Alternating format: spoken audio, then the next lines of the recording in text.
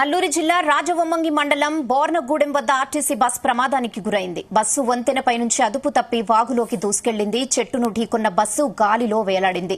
Bus అద్దాల నుంచి ప్రయాణికులందరూ బయటపడ్డారు. ఈ ఘటనలో 5 మందికి తీవ్ర గాయాలయ్యాయి. ప్రమాదం టైంలో బస్సులో 20 మంది ప్రయాణికులున్నారు.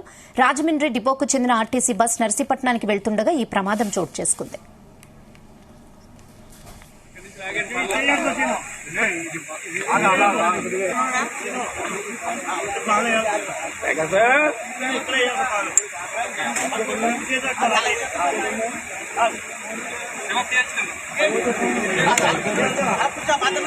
బైక్ ఏం కాదమ్మా.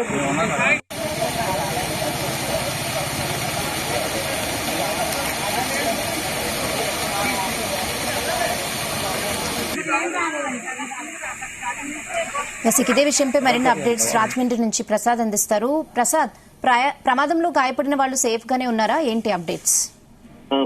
వీరికి కొంత స్వల్ప గాయాలయ్యాయి. వీరందరినీ కూడా స్థానికంగా రాజవొమ్మంగి ఆసుపత్రికి కూడా తరలించడం జరిగింది. అయితే దాదాపు 50 మంది వరకు కూడా ప్రయాణికులు ఉన్నట్టుగా మనకు తెలుస్తుంది. వీరందరూ కూడా ఈ ప్రాణాలతో సురక్షితంగా బయటపడడం అనేది ఇక్కడ చెప్పుకోవాలి. అయితే ఇది చూస్తే కనుక ఈ ఐరన్ కల్వర్ట్ ఉంది. ఈ ఏదైతే ఈ బస్సు ప్రయాణిస్తున్న ఈ బోర్నగూడెం వద్ద ఉన్న ఈ రోడ్డు వద్ద ఈ కల్వర్ట్ ను ఢీకొని ఆ బస్సు లోపల ఏదైతే డొంక ప్రదేశంలో ఉంటుందో డొంక ప్రదేశంలోకి దూసుకువెళ్లడం జరిగింది. ఈ క్రమంలో బస్సు చక్రాలు అదేవిధంగా ముందు భాగం కూడా ఒక చెట్టును ఢీకొట్టడంతో బస్సు గాల్లోనే వెళ్లాడుతూ ఉండిపోయింది.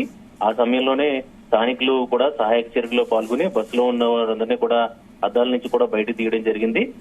బస్సు అతివేగంగా ప్రయాణించడం అదేవిధంగా ఇప్పుడు ప్రస్తుతం వర్షాలు కురుస్తున్న నేపథ్యంలో ఏదైతే ఈ బస్సు జారిపోవడం వల్ల ఈ ప్రమాదం జరిగినట్టుగా భావిస్తున్నారు. అయితే మొత్తం అందరూ కూడా ఈ ఏదైతే సురక్షితంగా ప్రాణాలతో బయటపడడం జరిగింది. దాదాపు 5గురికి కూడా గాయాలు కావడం జరిగింది. వీరందరినీ కూడా సమీపంలోని ప్రభుత్వ ఆసుపత్రి కూడా రాజవొమ్మంగి ప్రభుత్వ ఆసుపత్రి కూడా తరలించారు. ప్రస్తుతం చూస్తే కనుక వర్షాలు ఏదైతే జోరుగా కురుస్తున్నాయి, ఎడతెరిపి లేకుండా వర్షాలు కురుస్తున్నాయి.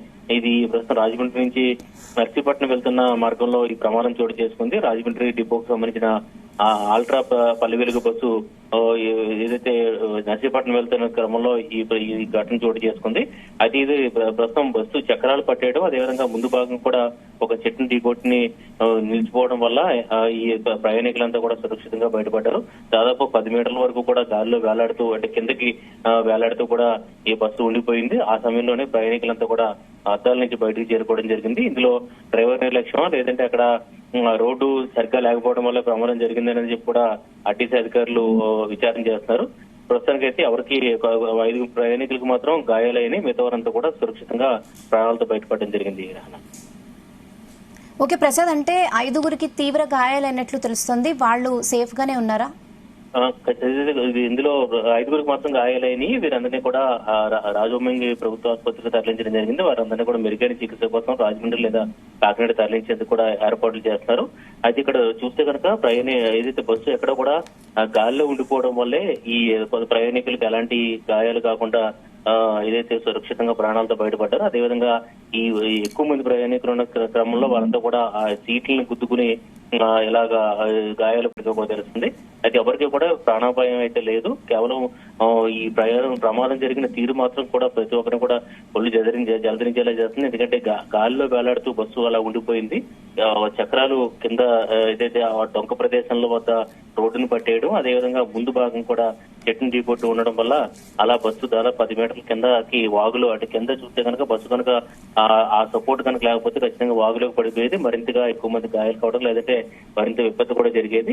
ప్రస్తుతానికి అయితే మాత్రం ఈ ప్రయాణికులంతా కూడా సురక్షితంగా బయటపడ్డారు. గాయపడిన వారిని మాత్రం అక్కడ రాజవొమ్మంగి ఆసుపత్రిలో కొంతమందిని అదేవిధంగా వారందరినీ మెరుగైన చికిత్స కోసం రాజమండ్రి కాకినాడ తరలించేందుకు కూడా ఏర్పాట్లు చేస్తారు.